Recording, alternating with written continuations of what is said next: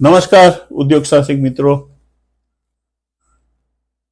ઉદ્યોગપતિના પ્રશ્નો, મનમાં સમસ્યાઓ કઈ હોય, કેવા પ્રશ્નો ઉદ્ભવે છે એની આપણે ચર્ચા કરી છે. આ બીજો એપિસોડ છે એનો. બે પ્રશ્નોની ચર્ચા આપણે પહેલા થઈ ગઈ. કયો ઉદ્યોગ કરવો એની જ વાત થઈ, જમીન ક્યાંથી લેવી એની વાત થઈ. ત્રીજો પ્રશ્ન એવો આવે કે ઉદ્યોગ કરવો હોય તો કેવી રીતે કરી શકાય, ભાગીદારીમાં કરાય કે ન કરાય, અથવા તો કઈ રીતે થઈ શકે, મેનેજમેન્ટની રીતે કઈ રીતે કરવું જરૂરી છે. આ વિશેની ઘણા લોકોના મનમાં ઘણી બધી શંકાઓ હોય છે. ઉદ્યોગ પહેલો 3, 4, 5 રીતે કરી શકાય. એવા પહેલું અગત્યનું મોટાભાગના ઉદ્યોગો થતા હોય છે, નાના ઉદ્યોગો થતા હોય છે, એ પ્રમોટરશીપ, પોતે પ્રોપ્રાઇટરશીપમાં કરતા હોય એ રીતે થઈ શકે. એટલે પોતે વ્યક્તિગત એકલો પોતે ઉદ્યોગ શરૂ કરે, એમાં કોઈ ભાગીદાર નહીં, બીજી કોઈ વ્યક્તિ ન હોય, પોતે જ માલિક હોય, પોતે જ ડિસિઝન મેકર હોય, પોતે જ બધું કરતો હોય, માર્કેટિંગ એ પોતે કરતો હોય, વેચાણ પણ પોતે કરતો હોય, સેવા પણ પોતે આપતો હોય, લોન પણ પોતાના નામે હોય. આ રીતે એક થઈ શકે. એને માલિકી પ્રમાણે, એટલે પ્રોપ્રાઇટરશીપ અથવા તો માલિકી વ્યક્તિગત રીતે જે કરતો હોય એ આવે, વ્યક્તિગત રીતે આવે. બીજો એના પછી થોડો મોટો પ્રોજેક્ટ કરવો છે, કેમ કે આવા પ્રોજેક્ટ જનરલી જે માલિકી પ્રમાણે જે કરતા હોય એવા પ્રોજેક્ટની અંદર તો સામાન્ય રીતે 2 લાખ, 5 લાખ કે 10 લાખ સુધીના કે 15 લાખ, 20 લાખ સુધીના પ્રોજેક્ટ હોય એ આવે. એનાથી વધારે પ્રોજેક્ટ કરવાની વાત આવે તો એક તો પૈસાની વધારે જરૂર પડે, કામ કરવા માટે ભાગીદારોની મદદની પણ વધારે જરૂર પડે, એટલા માટે પણ ભાગીદાર રાખવો પડે, અને ટેકનિકલ માર્કેટિંગ માટે, ટેકનિકલ માટે પણ માણસોની જરૂર પડે. એટલા માટે માણસો એવું વિચારે કે આપણે ભાગીદારો લઈ અને કંઈક કરી. એટલે 2 અથવા 2 થી 20 લોકો સુધી ની વ્યક્તિઓ ભેગા થઈ ભાગીદારી દસ્તાવેજ બનાવી અને પોતાનો ધંધો શરૂ કરી શકે. આને ભાગીદારી પેઢી બનાવી એમ કહી શકાય. અને પેઢી બનાવવા માટે સામાન્ય રીતે 500 રૂપિયાના, મિનિમમ 500 રૂપિયાના સ્ટેમ્પ પેપરમાં ભાગીદારી દસ્તાવેજ બનાવવાનું હોય. કોઈ પણ વકીલ બનાવી શકે, ટેક્સેશન કન્સલ્ટન્ટ બનાવી શકે, અથવા તો ઇન્ડસ્ટ્રીયલ કોઈ કન્સલ્ટન્ટ હોય એ પણ બનાવી શકે, અથવા તમે પોતે પણ જો સારા વ્યક્તિ, તમને સારું ફાવતું હોય તો તમે બનાવી શકો. એની અંદર ભાગીદારી પેઢીનું નામ શું, એના ભાગીદારોના નામ શું, ભાગીદારોનો હિસ્સો કેટલો, ભાગીદારોની નફા નુકસાનનું પ્રમાણ કેટલું, આવી બધી બાબતો જ હોય. બહુ ઝાઝી પેલી હોતી નથી. અને આ ભાગીદારી દસ્તાવેજ પાર્ટનરશીપ પેઢીનું રજીસ્ટ્રેશન સેલટેક્સ ડિપાર્ટમેન્ટમાં, એટલે જીએસટી ડિપાર્ટમેન્ટમાં કે ટેક્સેશન ડિપાર્ટમેન્ટમાં તમારે ફરજિયાત કરાવવું પડે. આના માટેની એક આખી સંસ્થા છે, એમાં તમારે પેઢી રજીસ્ટ્રેશન કરાવવું પડે, ભાગીદારી પેઢીનું રજીસ્ટ્રેશન કરાવવું પડે.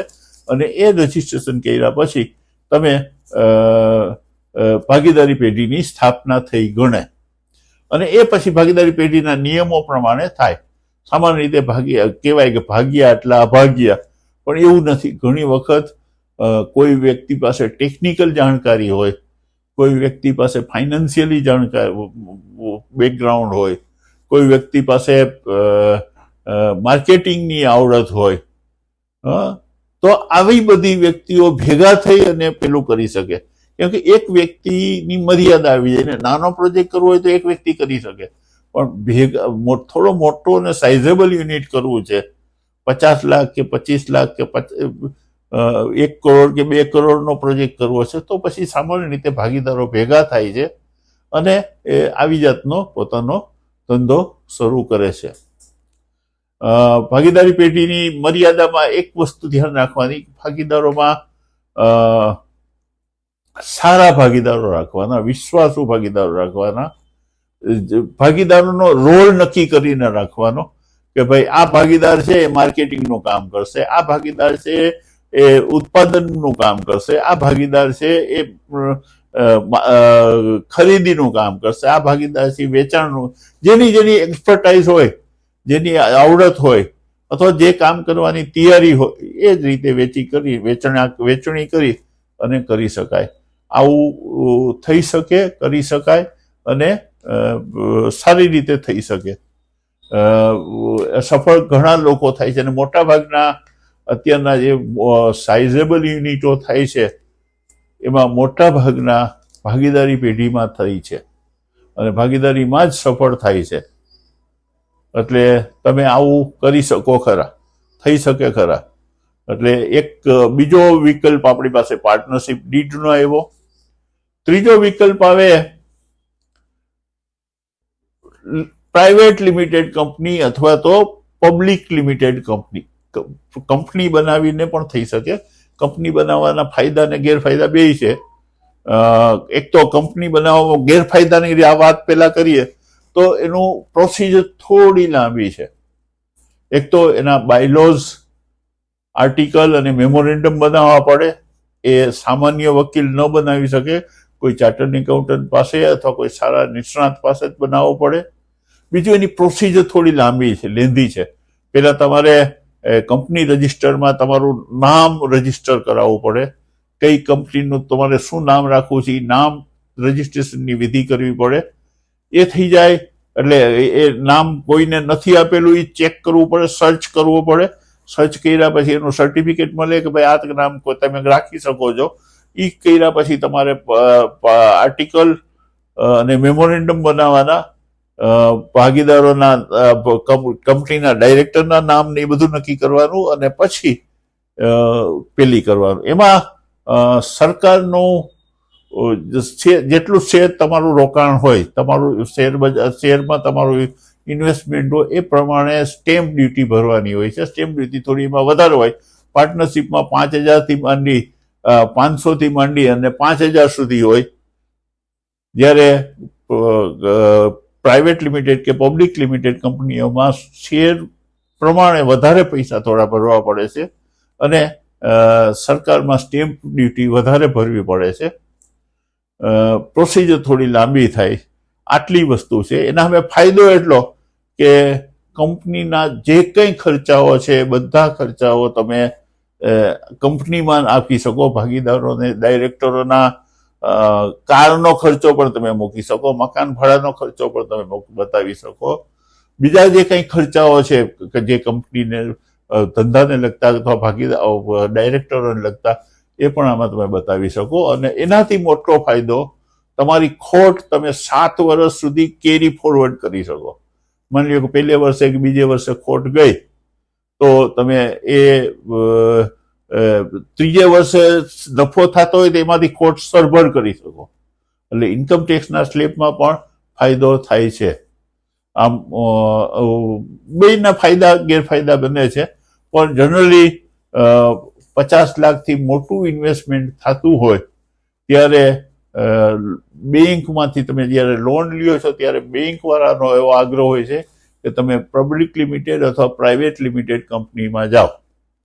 જનરલી પ્રાઇવેટ લિમિટેડમાં જાઓ એવો એ આગ્રહ રાખે છે.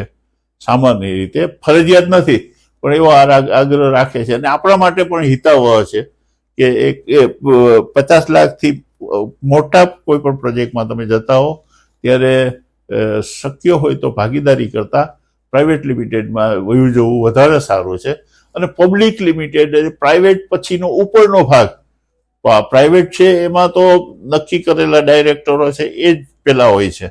પબ્લિક લિમિટેડમાં આખા પબ્લિકને પણ તમે એમાં સાથે રાખી શકો અને શેરો, તમારા શેર બહાર મૂકી શકો અને ડિવિડન્ડ આપવાનું રહે. પછી નફાનો હિસ્સો ના આવે. એમાં જેટલો શેર રોકાણ હોય એનું તમે ડિવિડન્ડ આપવાનું રહે. નફો એમાં પછી આખો પેલી ન રહે. એટલે આ બધા ની છે. ચોથો પાંચમો ભાગ છે એ હવે સેલ્ફ હેલ્પ ગ્રુપ પણ નવા જે કોન્સેપ્ટની અંદર સેલ્ફ હેલ્પ ગ્રુપ બનાવ્યું હોય એવા લોકો પણ ઉદ્યોગ કરી શકે છે. અને એને પણ લોન મળી શકે છે. આમાં મોટો ફાયદો એ થાય, પણ બહુ મોટા પ્રોજેક્ટ માટે આ ઉપયોગી નથી. નાના પ્રોજેક્ટ માટે 5 લાખ 10 લાખ કે 2 લાખના પ્રોજેક્ટ માટે આ જરૂરી છે, એને ઉપયોગી થશે. એ લોકો આવું કરી શકે. અને 5મો વિભાગ એ સહકારી બેઝ ઉપર, કોઓપરેટિવ બેઝ ઉપર. કોઓપરેટિવ સહકારી મંડળી તમે બનાવો. માની લો કોઈને રિયલ ઇન્ડસ્ટ્રીયલ એસ્ટેટ બનાવવું છે તો 50 લોકો ભેગા થઈ અને સહકારી મંડળી બનાવે અને એમાં ભેગા થઈને જમીન લે, આ રીતે કરે તો પણ થઈ શકે. ને એમાં ઘણી વખતે ઘણા બધા સબસિડીના લાભો મળે છે. દાખલા તરીકે શેડ્યુલ કાસ્ટના લોકો માટેની સહકારી મંડળી બનાવીને પેલી કરો તો તમને એના બહુ ઘણા બધા 75% સુધીની સબસિડી મળી શકે, એવા પણ પ્રોજેક્ટ હોય છે.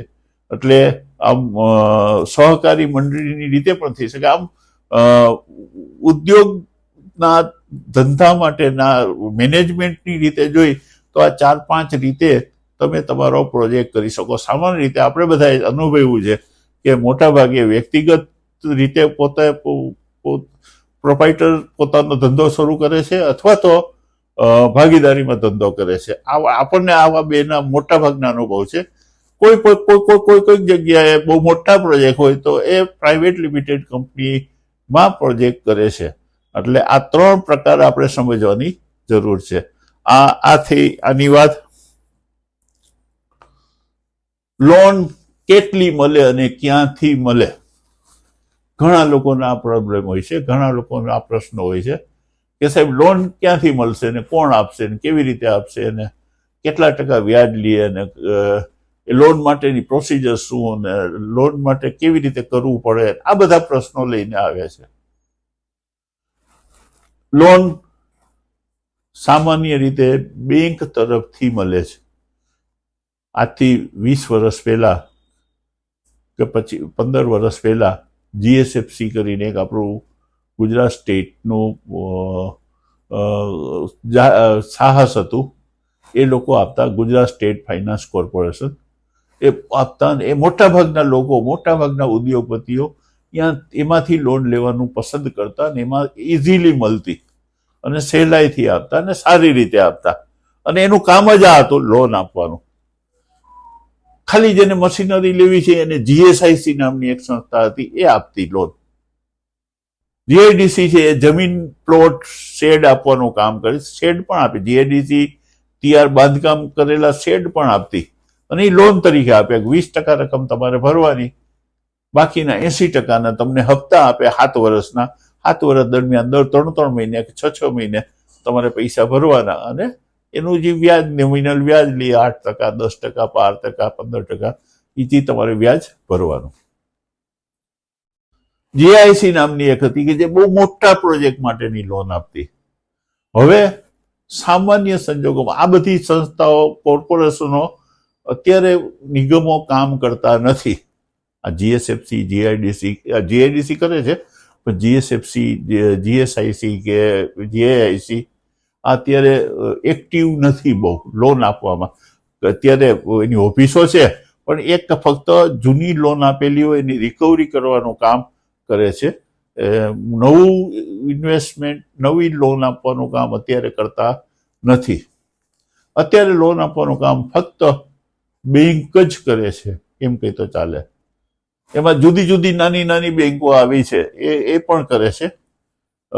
સામાન્ય રીતે બેંકોમાં 2 પ્રકાર ગણી શકાય. એક સરકારી bank, state bank of India અથવા તો જે ગવર્મેન્ટે રાષ્ટ્રીયકૃત થયેલી બેંકો છે એ બેંકો, અને બીજી પ્રાઇવેટ બેંક, દાખલા તરીકે HD છે, HDFC છે, એક્ઝિટ બેંક છે,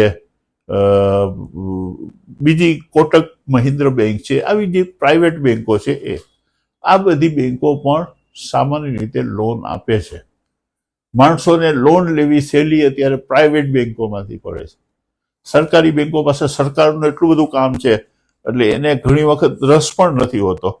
જોકે અત્યાર સુધીનું ટોટલ ઇન્ડસ્ટ્રીનું લોનનું તો ધિરાણ કહીએ ને તો 70% રાષ્ટ્રીયકૃત બેંકોનું જ લોન છે.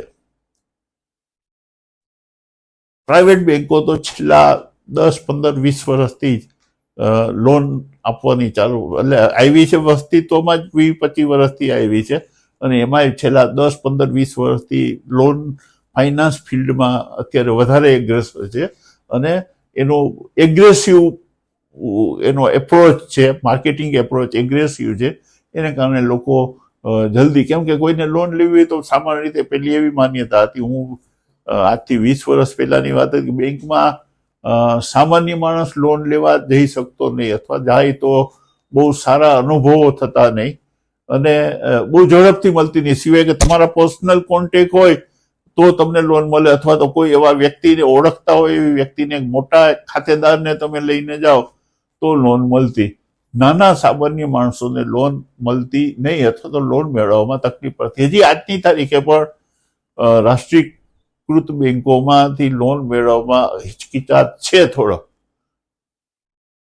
લોનનું પ્રમાણ ભલે વધારે છે પણ એમાં એનું કારણ છે મોટા મોટા ઉદ્યોગોને લોન આપે છે. નાના ઉદ્યોગો માટે બેંકોમાંથી લોન મેળવવી થોડી તકલીફ વાળું છે, મુશ્કેલ છે, પણ મળે છે. એમાં પણ હવે તો મળે છે અને હવે સરકારનો એપ્રોચ પણ એવો છે અને બેંકોનો એપ્રોચ પણ બદલાવાનો છે, કેમ કે એ પણ હવે પેલી કરે છે અને એનું પણ હવે એનામાં પણ એગ્રેસિવનેસ આવી ગઈ છે. પણ પ્રાઇવેટ બેંકો એકદમ એગ્રેસિવ છે. એને ખબર પડે કે તમારે 1 કરોડની, 2 કરોડની, 5 કરોડની લોન જોઈ છે તે તમારા કારખાને આવશે, તમને ઓછા વ્યાજદરની ઓફર કરશે, ઓછી બીજી વધારે સર્વિસ આપવાની વાત કરશે અને કોઈ પણ સંજોગોમાં તમને એ લોન આપવા માટે જલ્દી તૈયાર થશે અને તમારે ત્યાં આવીને બધું કરશે, તમારે બેંકમાં જવાની જરૂર નહીં પડે. આ એપ્રોચને કારણે અત્યારે પ્રાઇવેટ બેંકો બહુ પોપ્યુલર થઈ છે, પણ નાના પ્રોજેક્ટ માટે હજી પણ તકલીફ છે. હજી પ્રાઇવેટ બેંકોની એપ્રોચ છે ને, મોટા પ્રોજેક્ટમાં 50 લાખથી ઉપરની લોન હોય તો એમાં થોડો આ પોઝિટિવ એપ્રોચ હોય છે, પણ તમે લાખ રૂપિયાની 2 લાખની લોન લેવા જાઓ તો પાછો એટલો આવો સરસ પોઝિટિવ એપ્રોચ નહીં હોય. એટલે લોન મળી શકે છે. લોન માટે સામાન્ય રીતે પ્રોજેક્ટ રિપોર્ટ તમારી પાસે હોવો જોઈએ. તમે પ્રોજેક્ટ વિશેની માહિતી તમારી પાસે હોવી જોઈએ. તમારી પાસે કેવી રીતે શું જોઈએ એના માટે બેંક લોન મળે એના માટેના 2 સારા લેક્ચર અમે આના પહેલા આપેલા છે, એક બેંક ઓફ બરોડાના અને એક સ્ટેટ બેંક ઓફ ઇન્ડિયાના. આ બંને અધિકારીઓના બહુ સારા લેક્ચર છે. એ ઉદ્યોગ સાહસિકની એપિસોડમાં જોઈ લેવા ખાસ વિનંતી છે. જેને લોન લેવી હોય એને અથવા તો લોનમાં જેને રસ હોય આ લોકોએ 2 લેક્ચર તમે જોઈ લેશો એટલે લોનનું બીજાની અંદર અમે લોનનું એપ્રેઝલ કેમ થાય એ પણ અમે બતાવેલું છે. તમને કેવી રીતે લોન મળી શકે એ પણ બતાવેલું છે. એટલે આ 2 છે. આ ઉપરાંત પણ હજી મારી એવી ઈચ્છા છે કે કોઈ પ્રાઇવેટ બેંકના સારા મેનેજરને, સારા અધિકારીને બોલાવીને એની પાસેથી તમને એક લેક્ચર આવતા મહિના દરમિયાનમાં આપવાનો પ્રયત્ન કરશે કે જેનાથી તમને લોન કેવી રીતે મળે આ વિશેની થોડો આઈડિયા ક્લિયર થાય. કુટીર ઉદ્યોગ બેન્કેબલ સ્કીમ કે કેવીઆઈસીની પીએમઈડીપી સ્કીમની વાત કરું તો આની લોન બેંક એપ્રોચ થી જ મળી શકશે. આના માટે તમારી પાસે તમારા પ્રોજેક્ટ વિશેના આઈડિયા ક્લિયર હોવા જોઈએ, પ્રોજેક્ટના તમારા ડોક્યુમેન્ટ્સ તૈયાર હોવા જોઈએ બધા, અને એમાં પાર્ટનરશિપ ડીડ, પ્રોજેક્ટ રિપોર્ટ, પાર્ટનરના ડિટેલ્સ, જામીનની ડિટેલ્સ, આ બધી વસ્તુ આપવી જોઈએ. સામાન્ય રીતે નિયમ એવો છે કે 25 લાખ સુધીની લોન માટે જામીન ન લેવા અથવા તો એક સામાન્ય જામીન લેવા, પણ કોઈ પણ બેંક કોલેટર સિક્યોરિટી વગર સામાન્ય રીતે લોન આપતા નથી. એટલે તમે કોલેટર સિક્યોરિટીની જામીન આપવાની, મિલકત ગીરો મૂકવાની તૈયારી સાથે જ જજો. સામાન્ય રીતે તમે જે લોન પ્રોજેક્ટ કરો છો એની અંદર જમીન ઉપર પણ તમને લોન મળે. જમીનની જે રકમ તમે લીધેલી હોય એના ઉપર પણ તમને લોન મળી શકે. એના ઉપર તમે બાંધકામ કરો એના ઉપરની પણ લોન મળી શકે. મશીનરી ને સાધનો લ્યો એના ઉપર પણ તમને લોન મળી શકે. પ્રાથમિક ખર્ચ તમે જે કંઈ થાય એના ઉપર પણ લોન મળી શકે. વર્કિંગ કેપિટલ તમે જે કંઈ પ્રોજેક્ટ માટે જરૂરી છે, જેમાં કાચો માલ, તૈયાર માલનો સ્ટોક, ઉધારી આપવી પડે, આ બધું વર્કિંગ કેપિટલની જરૂર છે, એના ઉપર પણ તમને લોન મળી શકે. આ બધી વસ્તુમાં લોન સામાન્ય રીતે મળી શકે. બેંક 70% થી 80% સુધી લોન આપે છે. 20 થી 30% આપણે પોતે કાઢવાના છે એમ માની કરજો. માની લો કે તમારો પ્રોજેક્ટ 50 લાખનો છે, તો તમારી પાસે 15 લાખ રૂપિયાની માનસિક તૈયારી રાખવાની. કદાચ તમને 35 લાખની લોન મળે, કદાચ 40ની આપે. સારો બેંક મેનેજર હોય તો તમને 40-42 પણ પ્રાઇવેટ બેંકો વાળા 50ના પ્રોજેક્ટ સામે 45 સુધીની લોન પણ આપે છે. સારો એને લાગવું જોઈએ કે પાર્ટી સારી છે, પૈસા ડૂબવે એમ નથી, 100% ગેરંટી હોય એને કે ભાઈ આ લોકોના પાર્ટીના પૈસા જાય એમ નથી, સારા જામીન છે, સારી મિલકત છે, સારી સામે તારણ આપી શકે એમ છે, તો લોનમાં તો એ લોકો ઉપર આધાર છે. એ 90% સુધી પણ લોન આપી શકે. એ બેંક ઉપર આધાર છે, બેંકના એપ્રોચ ઉપર આધાર છે અને તમારા પ્રોજેક્ટ ઉપર આધાર છે. આ લોન વિશેની પ્રાથમિક માહિતી. લોનનો વ્યાજનો દર સામાન્ય રીતે 9-10% માંડી 12%-13% સુધી ન હોઈ શકે. બેંક ટુ બેંક જુદો જુદો હોઈ શકે છે. કોઓપરેટિવ બેંક, રાજકોટની એક કોઓપરેટિવ બેંક છે, એ 8-8.5% લોને આપે છે, વ્યાજે લોન આપે છે ને ઓછા વ્યાજે મળી શકે છે. એટલે એ તમારા પેલા ઉપર આધાર છે. આમ આ લોન વિશેની આટલી વાત. બાકીના 2 પ્રશ્નો આવતા એપિસોડમાં આપણે ચર્ચા કરશું. આશા છે કે તમને થોડી આમાં માહિતી મળશે. ફરીથી વિનંતી કરું કે સબસ્ક્રાઇબ કરજો, અમારા લાઈક કરજો અને શેર કરજો. આભાર.